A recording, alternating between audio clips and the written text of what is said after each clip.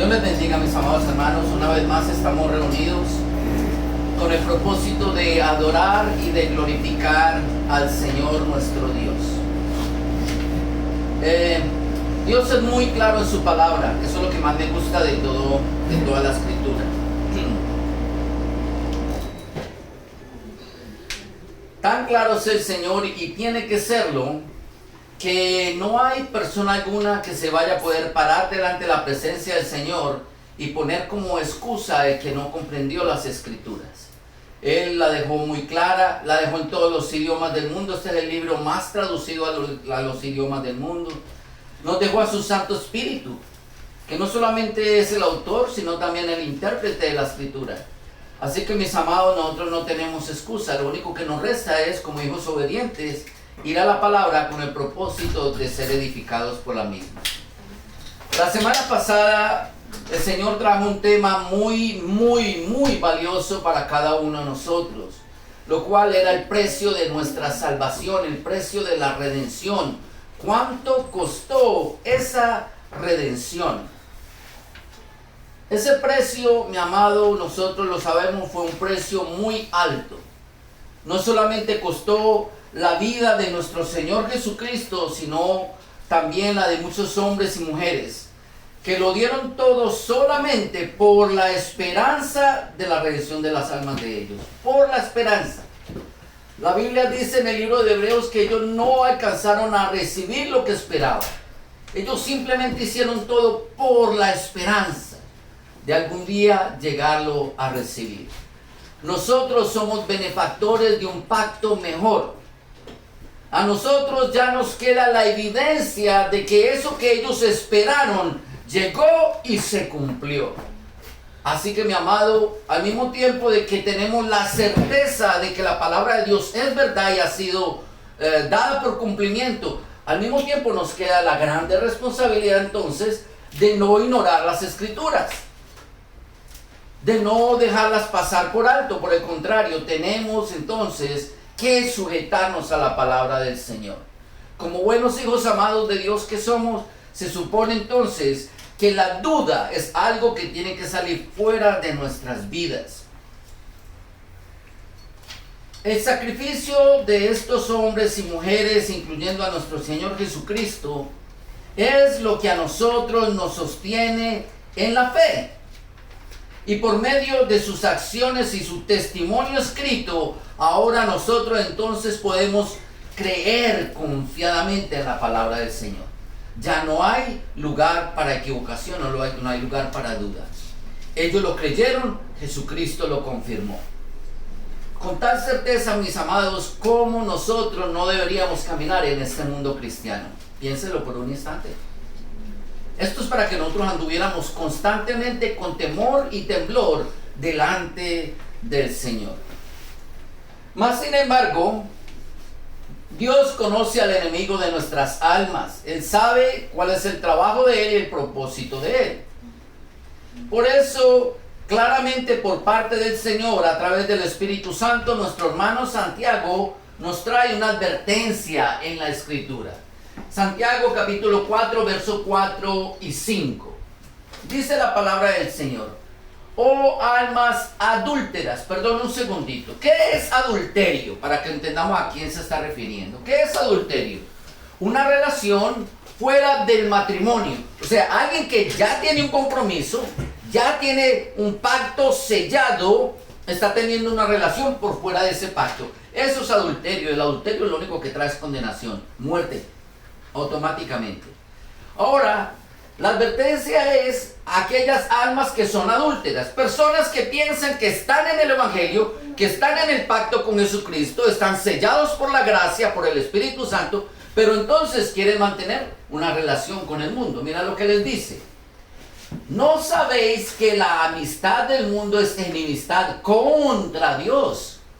Cualquiera pues que quiera ser amigo del mundo se constituye en enemigo de Dios. ¿O qué pensáis que la Escritura dice en vano: el Espíritu que Él ha hecho morar en nosotros nos anhela celosamente?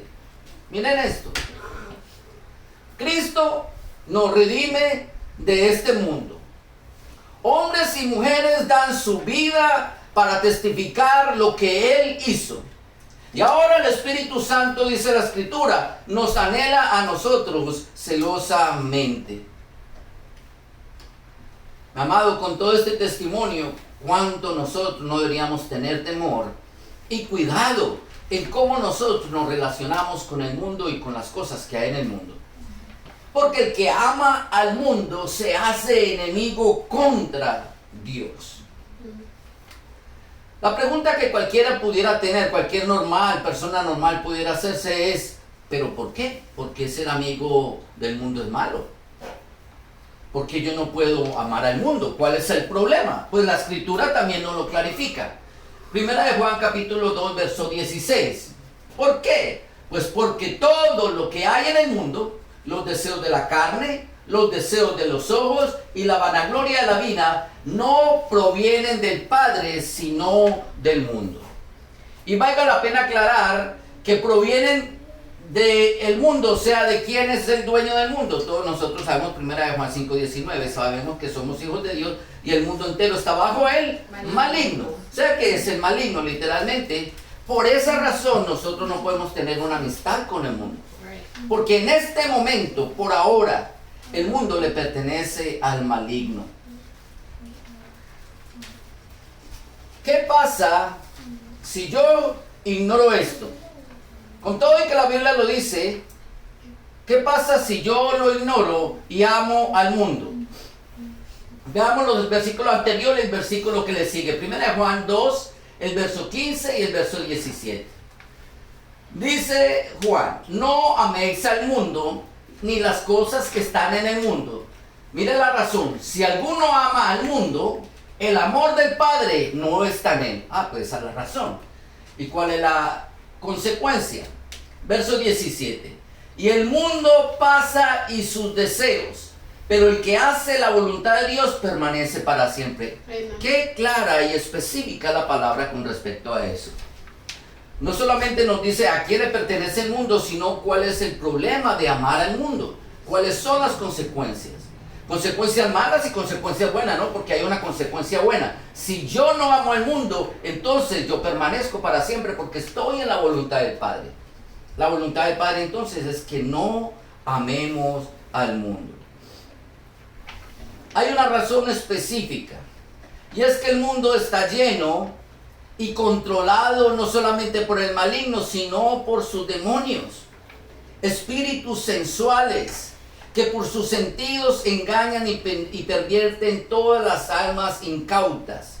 Un alma incauta es una persona que está como que no está prestando atención a la Escritura.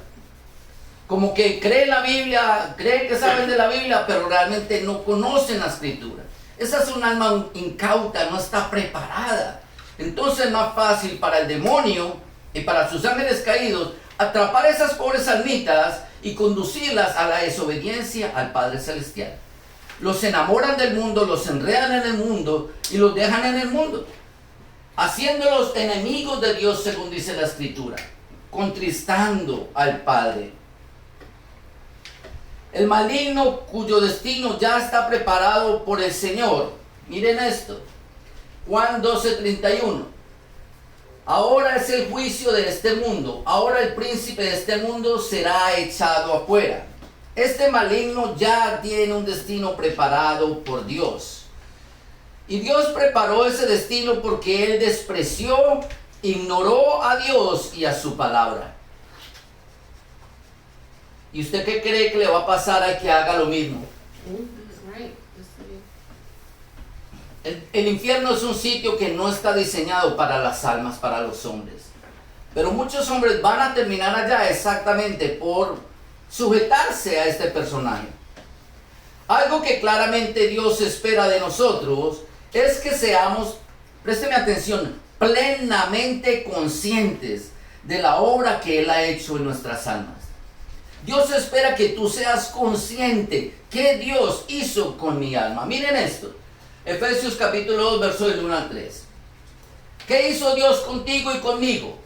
Y Él nos dio vida a nosotros cuando estábamos muertos en nuestros delitos y pecados, en los cuales, y personas lo estoy personalizando, ¿no?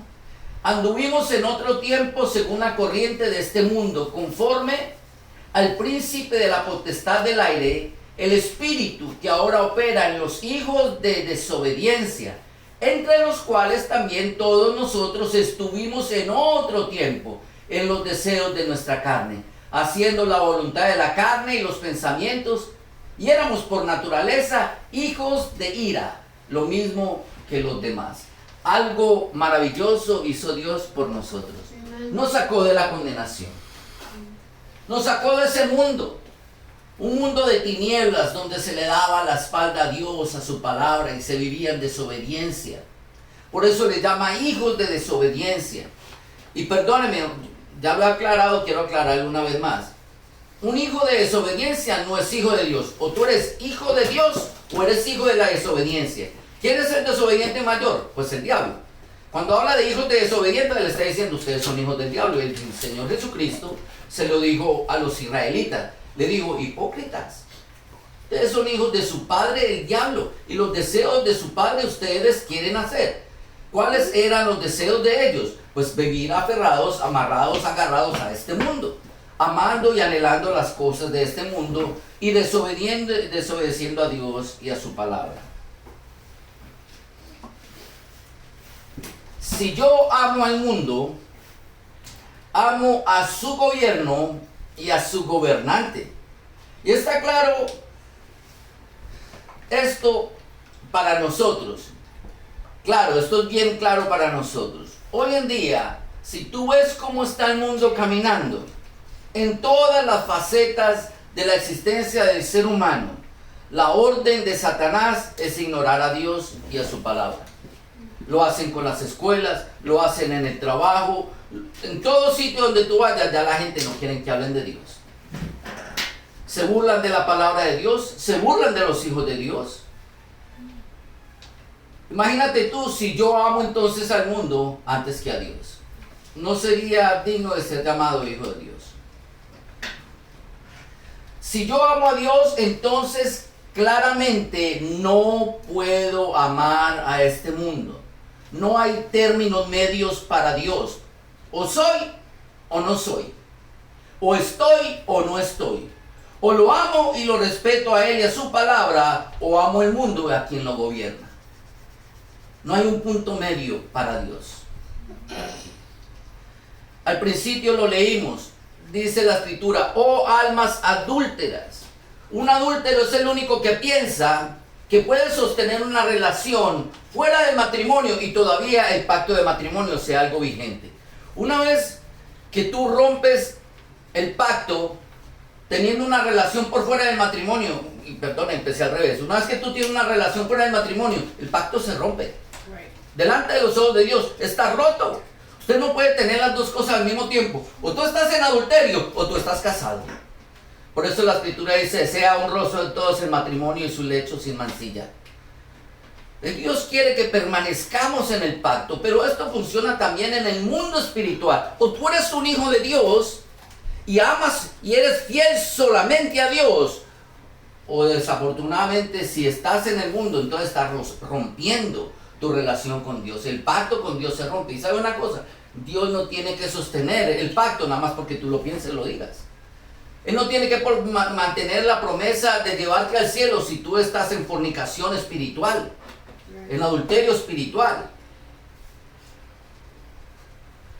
No hay manera, como muchos piensan, de tomar lo mejor de los dos mundos, del mundo espiritual y del mundo carnal. Tal cosa es imposible cuando nosotros realmente nos despertaremos. Hoy vamos a tocar un tema muy importante. Yo espero que ustedes presten mucha atención. Tal cosa es imposible, la misma escritura nos lo enseña. Segunda de Corintios capítulo 6, versos 14 y 15. No os unáis en yugo desigual con los incrédulos. Y ahí vienen los antónimos, porque ¿qué compañerismo tiene la justicia con la injusticia? ¿Qué comunión tiene la luz con las tinieblas? ¿Qué concordia Cristo con Belial o qué parte el creyente con el incrédulo? O tú eres de un lado o tú eres del otro. No hay un punto medio. No me diga a mí que usted es un creyente de Dios, pero no crea su palabra. No hace sentido. No me diga usted que usted no vive en el mundo, que usted ama a Dios, pero está fornicando con el mundo y con el deseo de los mundos, los deseos de los ojos, de la carne, la vanagloria de la vida. No hace sentido. O somos o no somos. Tenemos que aprender a tomar una posición. No somos niños, y aunque fuésemos niños, hay niños que son más despiertos espirituales que muchos adultos. El trabajo del diablo es enfriarnos a nosotros.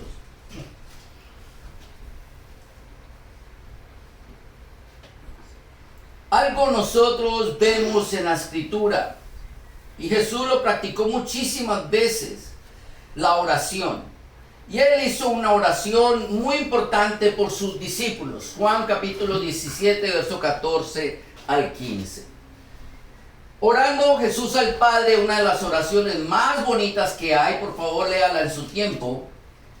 Jesús le dice al Padre: yo les he dado tu palabra, y el mundo los aborreció, porque no son del mundo, como tampoco yo soy del mundo. No ruego que los quites del mundo, sino que los guardes del mal. Algo que Jesús hizo fue orar para que nosotros nos mantuviéramos en este mundo sin contaminarnos. Él no dijo, sáquelos del mundo. Él dijo, manténgalos ahí, pero ayúdenlos a que ellos no pequen, a que ellos estén despiertos, sepan discernir cuáles son las cosas celestiales, cuáles son las cosas carnales. Para esa razón el Señor nos dio su palabra, para que nosotros lo supiéramos. Si tú no sabes Biblia, pues es lógico, es apenas normal que tú y yo fallemos. Es lo lógico, ¿cierto que sí? Si yo no la conozco. Pero si yo tengo la palabra del Señor, pues entonces yo conozco su perfecta voluntad. Entonces, si yo fallo, ya no es culpa de la ignorancia. Si yo fallo, es culpa única y exclusivamente mía. Fui yo, ese soy yo.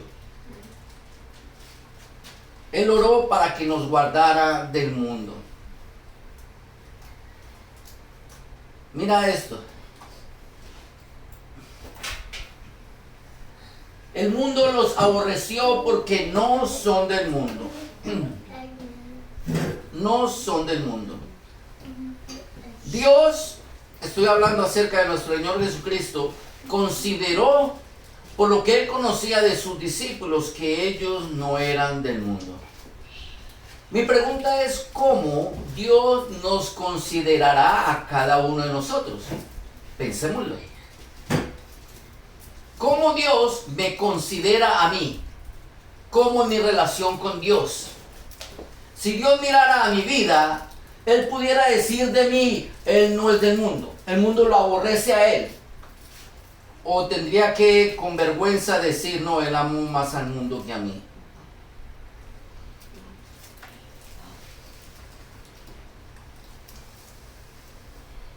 De algo entonces nosotros debemos estar conscientes.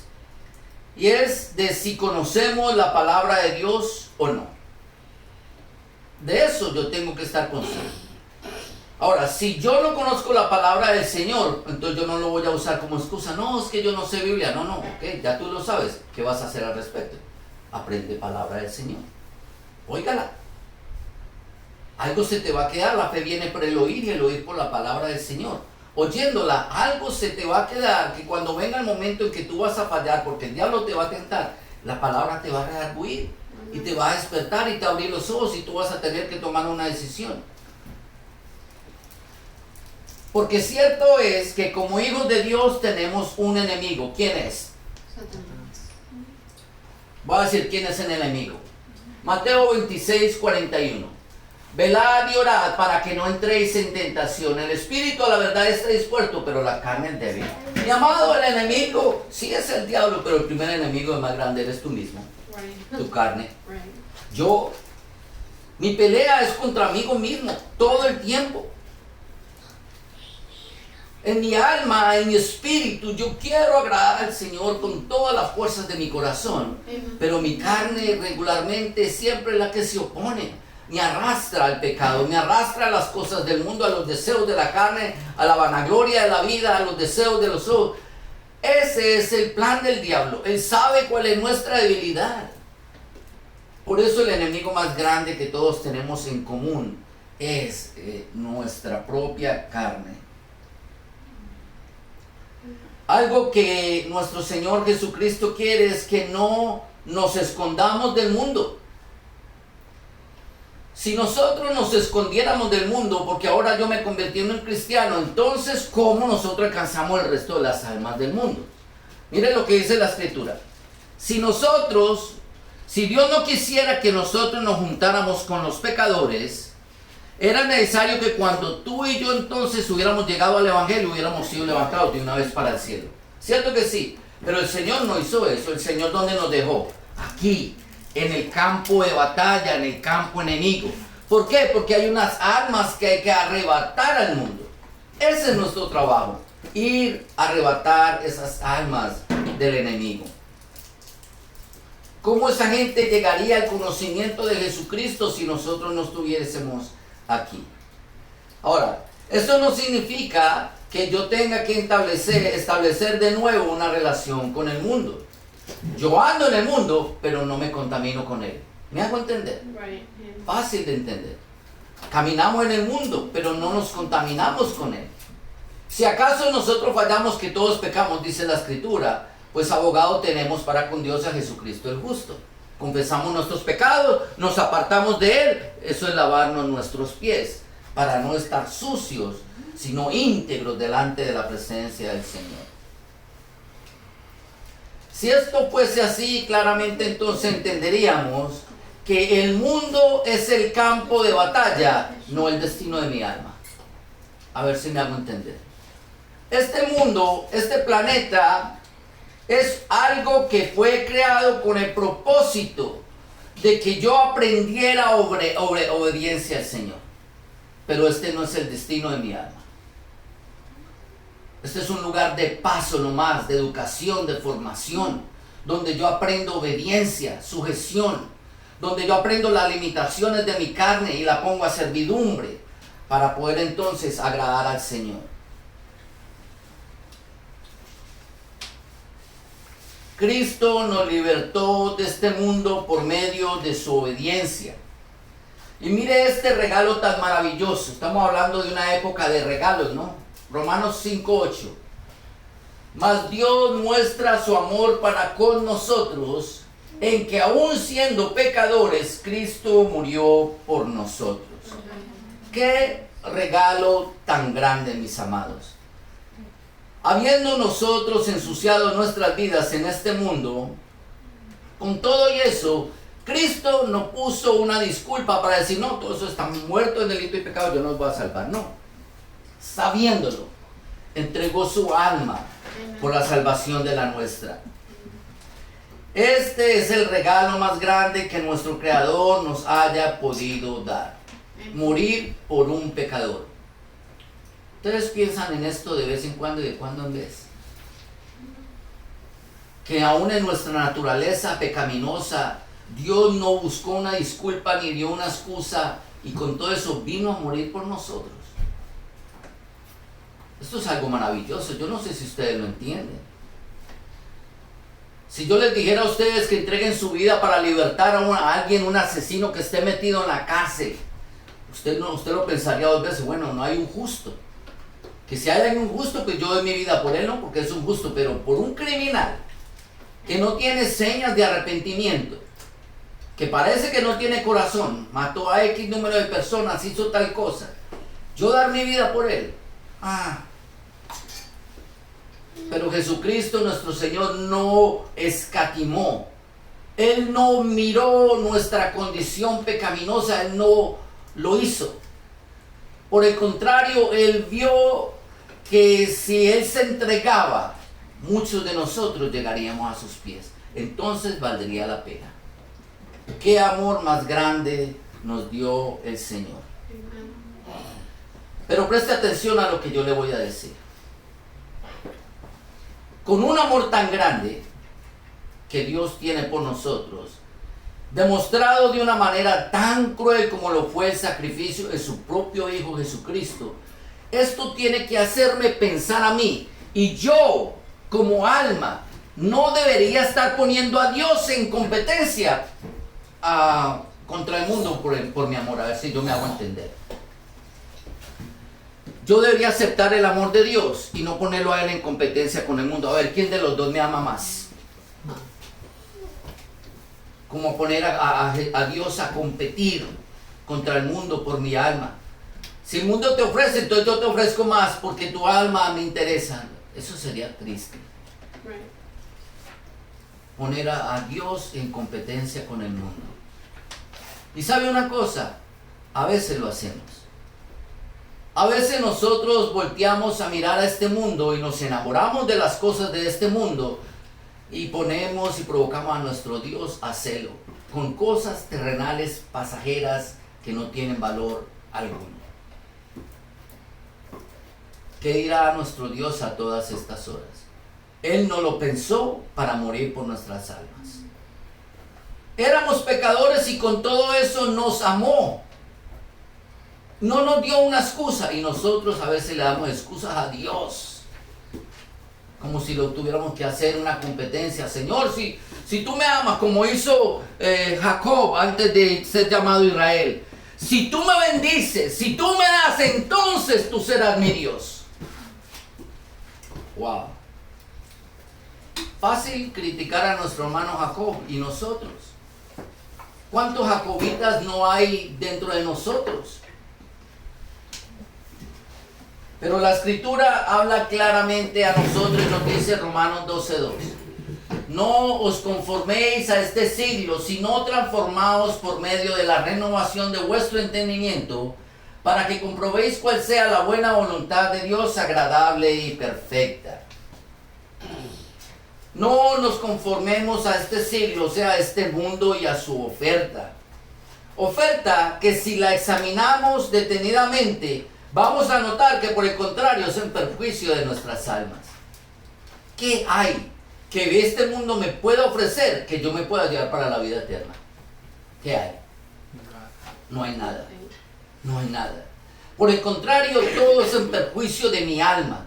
Porque si yo pongo cualquier cosa de este mundo por encima de Dios, me convierto en un idólatra. Le quito el lugar que solamente le pertenece a Dios para dárselo ¿a qué? Al dinero, a la fama, a la vanagloria, a los lujos. ¿A qué? A algo que va a perecer eventualmente. Una casa puede ser espectacular, una mansión lindísima. Déjela 30 años para que usted vea. Vuelvan 30 años y cuéntenme a ver cómo está. 30 años. No hablemos de 50 ni de 100. Todos esos grandes castillos y murallas y cosas que se han hecho alrededor del mundo entero, hoy en día son solo ruinas. Ruinas. Y no han pasado sino 400, 500 años. Ruinas. Estamos hablando de una vida eterna, mis amados. No nos conformemos a este mundo, no lo amemos. Cuando despertamos al mundo espiritual, oiga lo que le voy a decir. Cuando tú y yo despertamos al mundo espiritual, comienza una carrera contrarreloj. Una carrera que mucha gente le llamaría campo traviesa, bien difícil, con muchos obstáculos. ¿Saben por qué? Porque el diablo inmediatamente fija una recompensa sobre tu cabeza. Le pone precio a tu alma. De ahí en adelante los demonios comienzan un trabajo sin igual para desanimarte, para desalentarte, para hacerte caer, para ponerte tropiezos. Te quiere quitar lo que tienes. Lo que aún todavía no quiere que llegue a ti. Te quitan la paz, la tranquilidad, la confianza, aún la determinación. Y lo peor de todo es que para hacerlo no utilizan nada del mundo espiritual. Nos utilizan a nosotros mismos con algo que se llaman las emociones. Van derechito a nuestras emociones, a nuestros deseos. Y ahí nos ponen la trampa. Mira lo que dice la escritura, Gálatas 5:17. Porque el deseo de la carne es contra el espíritu, y el del espíritu es contra la carne, y estos se oponen entre sí para que no hagáis lo que queréis. ¿Quién se opone a todas las cosas celestiales? Mi carne, mis emociones, mis deseos. Eso es lo que se opone a que el plan perfecto de Dios se desarrolle en mi vida, ni más ni menos. Ni más ni menos. El diablo utiliza nuestros deseos carnales para darnos lo que nosotros deseamos en este mundo. Así luego, él nos convierte en amigos del mundo, pero inmediatamente nos convertimos en enemigos de Dios. Un verdadero hombre de Dios no debe ignorar todas estas acechanzas ni artimañas. Pablo nos lo advierte claramente en el verso anterior, 5:16. Digo pues, andad en el Espíritu y no satisfagáis los deseos de la carne. Y esta palabra me gusta mucho, andar.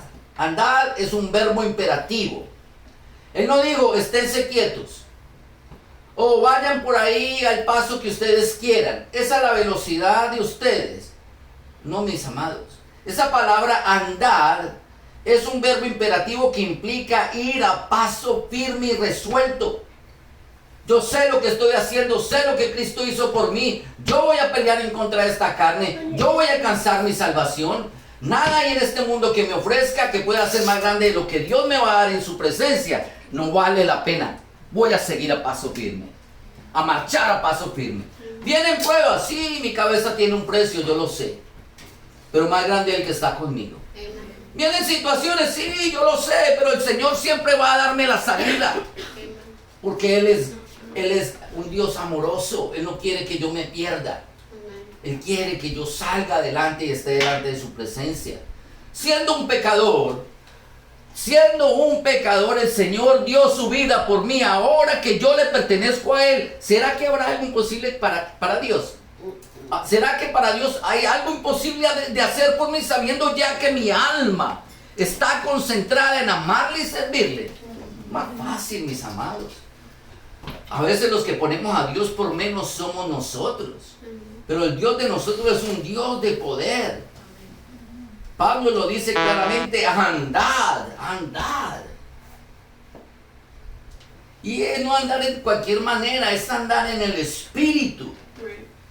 Andar siendo conscientes. Andar en el Espíritu implica que yo tengo que salirme de este mundo y constantemente yo pensar en la vida eterna y lo que yo tengo para hacer para Dios. Un paso firme, velando, siendo sobrio. Ahora, para ser sobrios, en este periodo de tiempo que a nosotros nos tocó vivir, ya voy a entrar en materia, quiero que miremos esta escritura. Segunda de Timoteo capítulo 4, verso del 1 al 4. Ay, Cristo amado, mira lo que dice. Te encarezco delante de Dios y del Señor Jesucristo, que juzgará a los vivos y a los muertos en su manifestación y en su reino. Son dos cosas distintas. Que prediques la palabra, que instes a tiempo y fuera de tiempo, redarguye, reprende, exhorta con toda paciencia y doctrina, porque vendrá tiempo cuando no sufrirán la sana doctrina, sino que teniendo comezón de oír se amontonarán maestros conforme a sus propias concupiscencias y apartarán de la verdad el oído y se volverán a las fábulas. Si fuera que estos falsos maestros se perdieran ellos solos, pues cada quien va a dar cuenta de su propia alma. El problema es cuánta gente estos falsos maestros van a llevar a la perdición. Como Jesús dijo, ciegos, guías de ciegos, todos van a ir al abismo, al desfiladero. Todos. ¿Cuánta gente no se llevará? La situación es que nosotros ahora estamos viviendo un periodo de tiempo donde la gente no quiere sufrir la sana doctrina. Esto me enseña mucho a mí. Primero que todo, algo que me enseña es que estamos viviendo un tiempo de transición que son los últimos tiempos. Tiempos donde la gente ya no se duele del Evangelio. Esto era para que estuviera lleno aquí. Y los que están aquí son los victoriosos en Cristo Jesús. Esto era para que la iglesia estuvieran llenas buscando al Señor, si entendieran la palabra del Señor.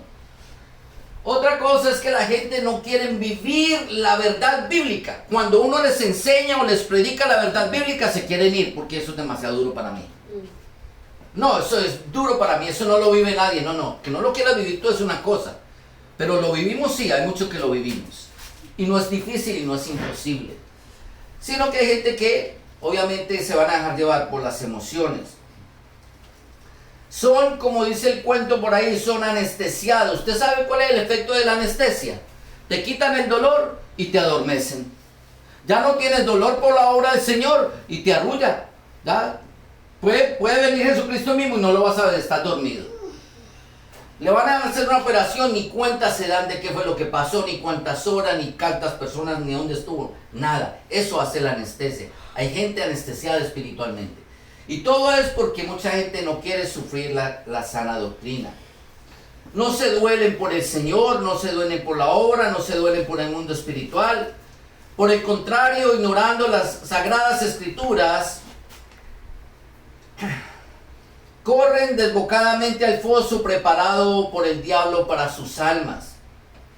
Pero mis amados, si ustedes me lo permiten, en el día de hoy yo quisiera traerlos a un contexto y présteme atención, despierte ese hombre interior que hay dentro de ti. Si has sido anestesiado, quítate esa anestesia por un segundo, porque esto que yo voy a hablar es algo muy importante para tu vida espiritual. Es el tiempo en el que nosotros estamos viviendo y una decisión tú vas a tener que tomar para tu vida.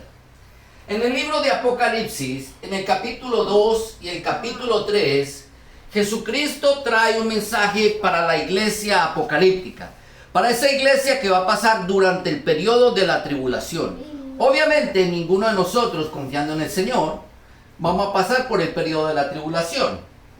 Así que el mensaje para esas iglesias no se nos aplicaría a nosotros directamente. Algo que nosotros sabemos es que los mensajes bíblicos, las profecías bíblicas, son de múltiples cumplimientos. Se pueden cumplir en el pasado, como se pueden cumplir en el futuro, se pueden cumplir una vez, 2 veces o 3 veces, hasta 4 veces se cumple la misma profecía bíblica. Todo tiene una razón y un motivo. Jesucristo dijo, no hay nada nuevo debajo del sol. Nada nuevo bajo el sol. Tal vez para nosotros este mundo es algo nuevo, para nosotros muchas cosas son nuevas, pero sabe una cosa, todo esto ya ha existido antes. No hay nada nuevo debajo del sol. Estas cartas o mensajes para estas iglesias, entonces, nosotros la podemos entender como que son una parte representativa de lo que fue la iglesia desde el comienzo hasta nuestros días. Y yo lo digo porque muchas de las iglesias que se mencionan en el libro del Apocalipsis son ciudades que hoy en día no existen. Así es que esto no es un mensaje literal. Esa iglesia o esas naciones, esos países no existen hoy en día. ¿Ok? Existieron en el momento que se escribieron. En otras palabras, aquí hay un mensaje escondido detrás de esto. Pero vamos a revisar esas cartas. Están en Apocalipsis capítulo 2 y capítulo 3. La primera entonces de las iglesias apocalípticas es la iglesia de Éfeso. Y vamos a mirarla rápidamente. Esta iglesia comprende el periodo desde el año 33, en otras palabras, desde la muerte y resurrección de nuestro Señor Jesucristo, hasta el año 100 aproximadamente. Esto es hasta el año 95-98, que es la muerte del apóstol Juan. Desde la muerte, desde Pentecostés hasta la muerte de Juan, entonces. Es conocida como la iglesia apostólica, según dice el mensaje a esta iglesia. La del primer amor. O sea, tuvieron a Cristo ahí al ladito. Ellos fueron los primeros que tuvieron la oportunidad de enamorarse realmente del Mesías. Pero estos cristianos desafortunadamente vivieron de obras muertas porque tuvieron un conflicto con lo que era la ley de Moisés. No aceptaron el Espíritu porque el Espíritu es vida y paz, sino que quisieron vivir bajo la ley. Entonces Dios los exhortó y los llamó y les dijo, ustedes han dejado su primer amor. Muy bien. Tenemos la segunda iglesia. El mensaje para la iglesia de Esmirna, también fue una iglesia exhortada por Dios. Comprende más o menos del año 100 al año 300. Esta es una iglesia que tuvo la persecución, especialmente de lo que fue el Imperio Romano. Esta palabra Mirna de Esmirna significa mitra o también significa mirra, que era un compuesto que se preparaba o se usaba para los entierros. Y Dios les llama a ellos, que son la iglesia de Mitra. En otras palabras, fue la iglesia que sufrió, pasó por la persecución y la muerte. Ahí donde nosotros vemos los sacrificios de los leones, fueron quemados, crucificados. Esta es la iglesia de sacrificio, de sufrimiento y de pobreza. Dios no la regañó. Luego el tercer mensaje fue para la iglesia de Pérgamo, que va de los años 300 a los 500. Es la época de Constantino, comienza con Constantino. En otras palabras, es la unión de la religión con la política y constituye lo que es la iglesia romana, fundada por el mismo Constantino. Es una iglesia de corrupción y una falsa doctrina. Eran cristianos solamente de nombre. El Señor también exhortó a esta iglesia, porque eran falsos. Usted decía, usted no es cristiano, sino del nombre nomás, pero en realidad no lo son. Dentro hay una corrupción grandísima. ¿Estaba tomando nota? Ok, tómale una foto. Mientras le toma la foto, yo voy a hablar un poquito más. Este es el reflejo que nosotros, por medio de la historia, hemos podido comprobar que la Escritura enseña. El mensaje para la iglesia de Tiatira es un mensaje interesante. Va del año 500 al año 1500. Es lo que le conocen como la época medieval o el oscurantismo. También el paganismo. Aquí, producto de el nacimiento y la corrupción de la religión con el gobierno, entonces nace una iglesia que no utiliza la Biblia como el centro de doctrina y de enseñanza, sino que lo que predominaba era la voz de los líderes. Los líderes, en este caso los monjes o el papa y todos ellos, eran los que tenían la última palabra por encima de la Escritura. Conocido también como la época de la Inquisición. Va del 1215 y note esa fecha, 1965. Pero arriba dice hasta 1500. No se trata de un error, se lo voy a explicar. Per se, esa iglesia se manifestó literalmente de esa manera hasta los años 1500. Pero escondidamente, tras bambalinas, siguió una persecución para todos los que se decían ser cristianos. Y si tú miras la historia, países como Rumanía y algunos países de Rusia, hubo muy altísima persecución, todavía matándolos, forzando a la gente a negar a Jesucristo en nombre de la religión.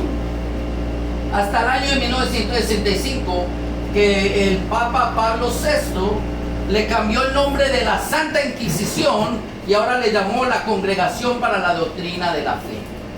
Esta iglesia fue severamente regañada por el Señor, le llama la Jezabel. Todos saben quién es Jezabel, ¿cierto que sí? La esposa de un rey que fue mala, una mujer malvada. Tomó el reino a la fuerza, se hizo reina a la fuerza. Más adelante el Papa Juan Pablo II hizo un perdón público.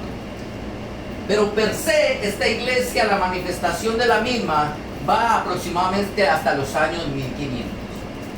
Luego tenemos la siguiente iglesia, reflejada en la iglesia de Sardis, del 1500 al 1700. Esta es una iglesia conocida como la iglesia de la Reforma. Aparecieron grandes predicadores o reformistas como Wesley, Calvino, Lutero. Y la exhortación de parte del Señor para esta iglesia era que tenían el nombre de ser cristiano, pero una iglesia muerta. En otras palabras, se rebelaron en contra de la religión oficial del tiempo, pero hicieron exactamente lo mismo. Trajeron una reforma, pero no había una convicción de los creyentes, un conocimiento de los creyentes. Ahora vienen a continuación dos iglesias más y aquí se empieza a acercar el periodo nuestro. Miren esto. La iglesia de Filadelfia. Esta iglesia es bien importante. Va del año 1700 al 1900 y yo lo pongo entre comillas. Ese 1900 yo lo pongo entre comillas. Esta es la iglesia del avivamiento. Esta iglesia no fue regañada por Dios. nacen los grandes misioneros mundiales, Wesley, Booth. Y esta es la iglesia que será guardada de la hora de la prueba. Amado, tú tienes la esperanza de ser guardado de la hora de la prueba. Amén. ¿Cuál es la hora de la prueba? La tribulación es la prueba. Así que mire que este mensaje, aunque está en las iglesias tribulacionistas, per se, nosotros entendemos que trae un mensaje para nosotros. Lo otro importante que yo quiero que usted piense y note es: ¿cuál es tu corazón? ¿Dónde está tu mente? ¿Eres tú un avivado del Señor? ¿Todavía está el fuego del Espíritu de Dios en tu corazón? O, mire la última iglesia, del año 1900 hasta el rapto. Es una iglesia tibia y mundana. No hay ninguna diferencia con un club social. ¿A qué iglesia pertenecemos nosotros?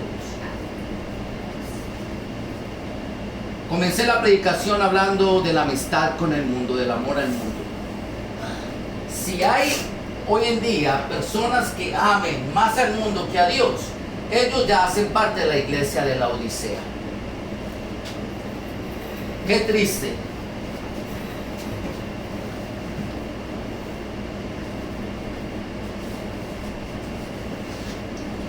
Mis amados, todo esto para decirles que tú y yo estamos viviendo un periodo transicional entre la iglesia de Filadelfia y la iglesia de la Odisea.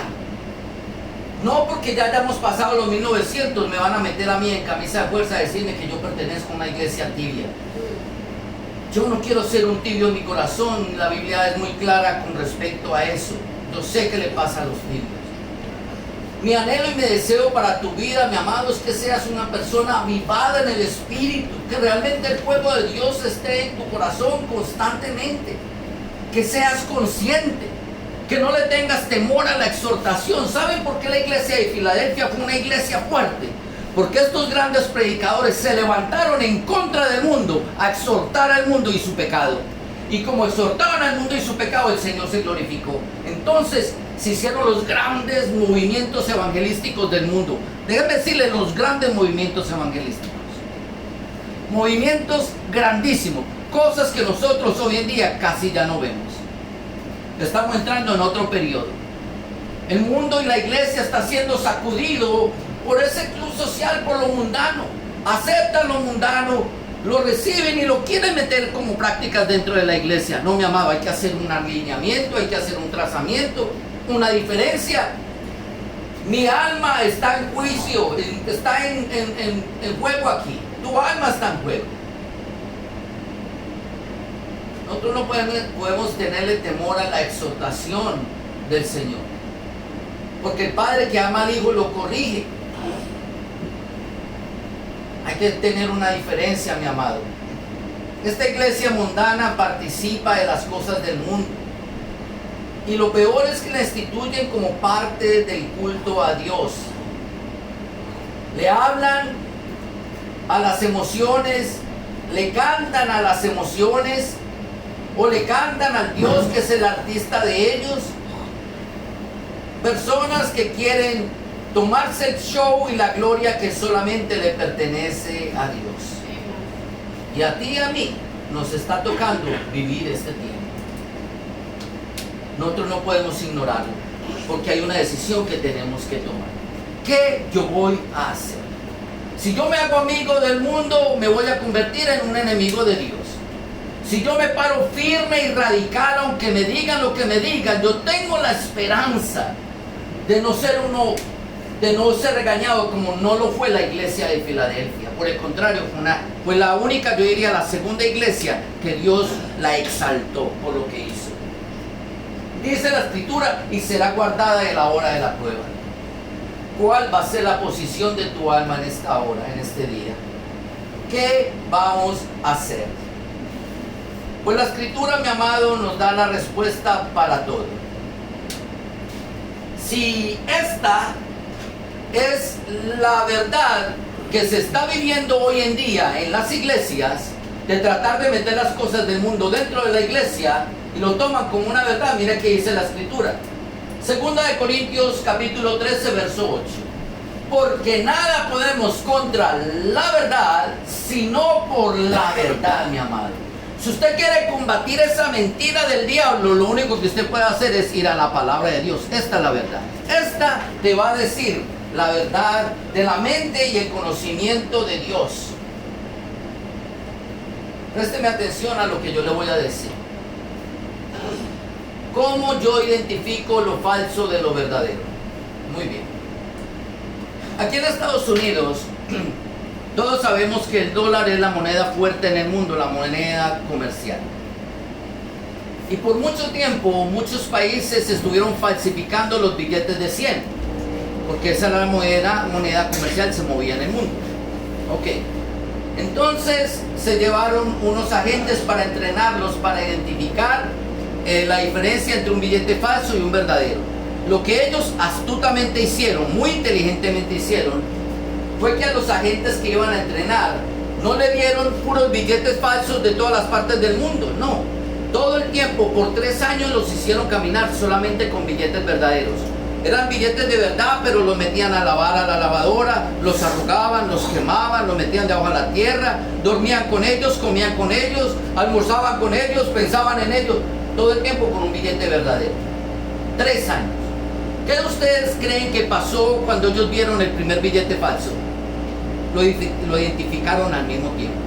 Hay mucha gente que tiene la errónea o equivocada manera de pensar, de que si tú miras muchas religiones distintas, entonces vas a poder reconocer la verdadera o falso.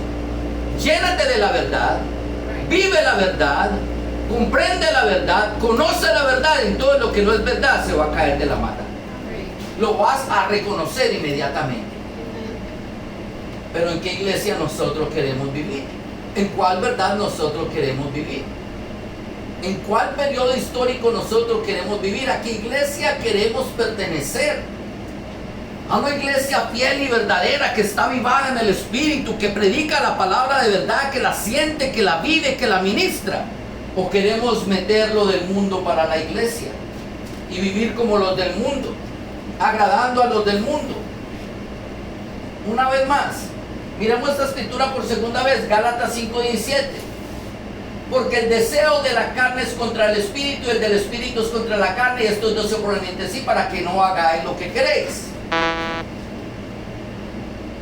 La Biblia dice, la verdad dice que mi enemigo es la carne y mi carne está contra mi espíritu.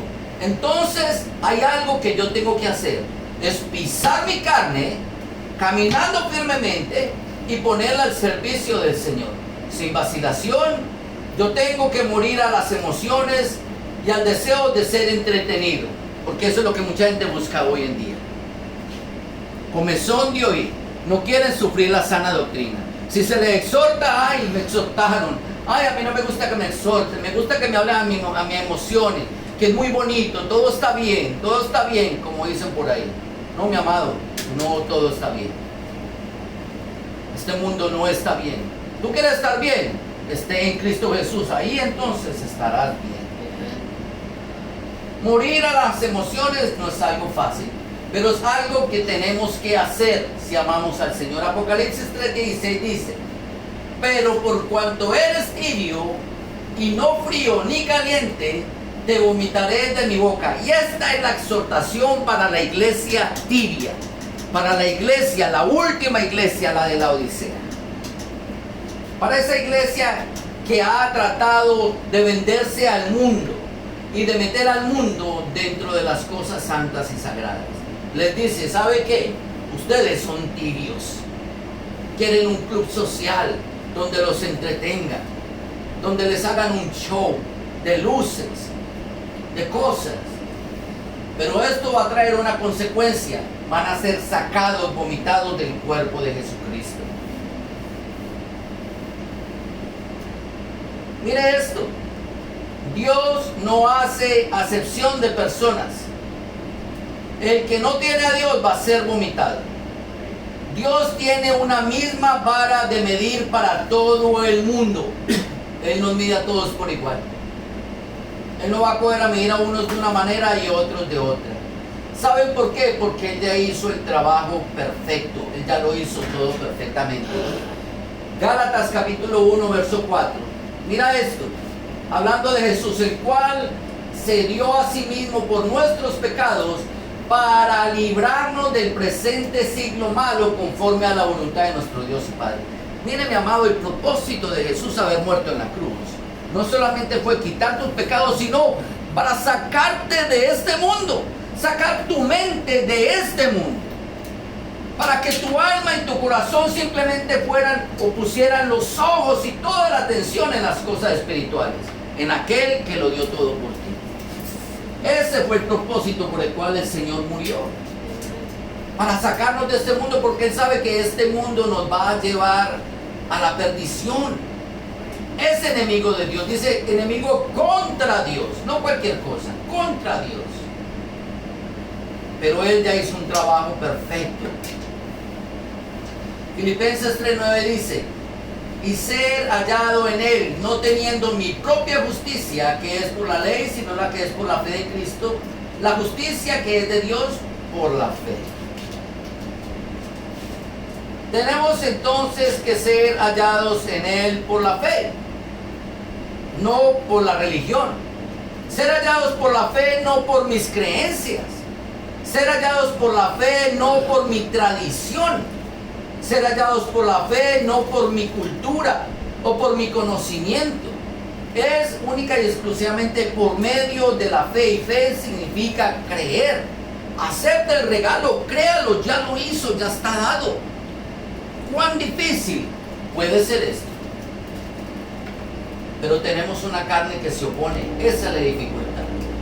Y mientras nosotros no crucifiquemos esta carne con sus deseos, el mundo espiritual que Dios presenta y planea para nuestra vida, nosotros no lo vamos a ver, no lo vamos a aceptar. Satanás siempre tratará de cambiar la estrategia para que nosotros amemos más al mundo que a Dios. Para que nosotros entonces perdamos toda relación con nuestro Creador. Presten atención a lo que le voy a decir y con esto voy terminando. Cuando las cosas de este mundo no sean tu prioridad, entonces podremos decir que tú estás en Cristo. Si lo que hay en este mundo no es tu prioridad, realmente tú estás en Cristo. Y si tú estás en Cristo y no en este mundo, entonces mira lo que dice en 2 Corintios 4, 16 al 18. Por tanto, no desmayamos. Antes, aunque nuestro hombre exterior se va desgastando, el interior no obstante se renueva de día en día. Porque esta leve tribulación momentánea produce en nosotros una y cada vez más excelente y eterno peso de gloria. No mirando nosotros las cosas que se ven, sino las que no se ven, pues las cosas que se ven son temporales, pero las que no se ven son eternas. Mis amados, el diablo tiene un trabajo y tú también tienes uno. No rehúses aceptar el llamado del Señor, porque verás la recompensa delante de su presencia eternamente y para siempre. No pretendas que se te brinde lo que el mundo te está ofreciendo, porque tú no has venido a un club social, sino que has venido a la casa del Señor. Inclinemos nuestros rostros. Amado Padre Celestial, te damos gracias, Señor. Tu palabra es clara, es concisa, es precisa. Tu palabra nos exhorta, nos enseña, nos redarguye, nos corrige, Señor. Porque el propósito de tu palabra, Señor, es hacernos verdaderos hijos tuyos, fieles a tu palabra, Señor, íntegros delante de tu presencia. Conocemos a nuestro enemigo, al enemigo de nuestras almas. Conocemos también a nuestro enemigo interior, que es nuestra carne, Señor. Pero sabemos que sobre todas estas cosas hay un Dios en los cielos que es más grande y más poderoso que todas ellas. Al Dios al cual nosotros amamos con todas las fuerzas de nuestro corazón, al cual nosotros servimos, Señor. Ese eres tú, nuestro Padre Celestial, nuestro Dios amado. Hoy mi oración y mi ruego delante de tu presencia es para que, Señor, en cada uno de nosotros los oyentes, Padre, completes la obra que has comenzado, Señor, para que un día estemos delante de tu presencia. Afirma nuestros pies en el verdadero evangelio de Jesucristo. Afirma nuestros pies en la verdadera iglesia de Jesucristo. La iglesia que es avivada, que es poderosa, que es temerosa de la palabra y hacedora de la misma. La iglesia, Señor, que se sujeta a la verdad, Señor. La iglesia, Señor, que está despierta y está velando, Señor. Completa, Señor, en cada uno de nosotros, Señor, la obra. Y cambia todo aquello que sea necesario cambiar. Quita todo aquello que sea necesario quitar, Señor.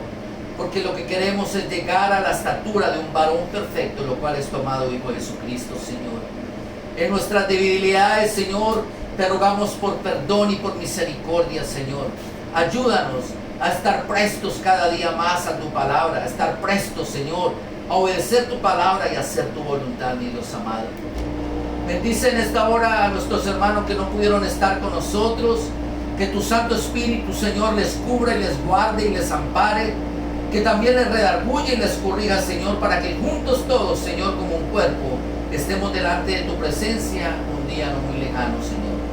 Mientras tanto, Señor, guárdanos de la hora que está por venir sobre este mundo. Guárdanos, Señor, del adormecimiento en el cual está entrando la iglesia, Señor. Manténnos despiertos y velando constantemente, Señor.